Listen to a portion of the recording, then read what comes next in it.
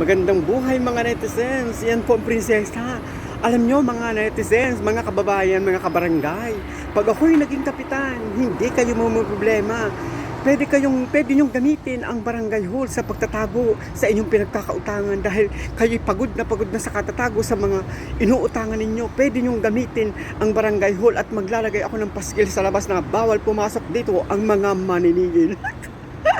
Ayan, kaya iboto nyo ang inyong prinsesa bilang isang kapitana ng ating barangay. At ang isa pa, pwede nyong gawin lahat ang gusto nyo. Yan ang prinsesa, iboto nyo ang inyong prinsesa para magawa lang lahat ang gusto nyo sa ating barangay.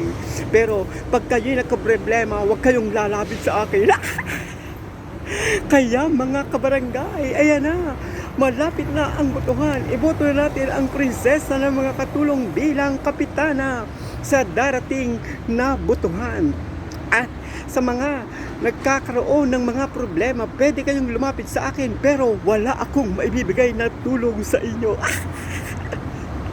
Ayan kung kayo'y pagod na sa katatago sa inyong pinagkakautangan, lapit lang kayo sa prinsesa at dadali ko kayo sa barangay hall at hindi makakapasok ang mga maniningil. Kaya boto na kayo sa inyong prinsesa. I love you so much mga netizens. Good vibes.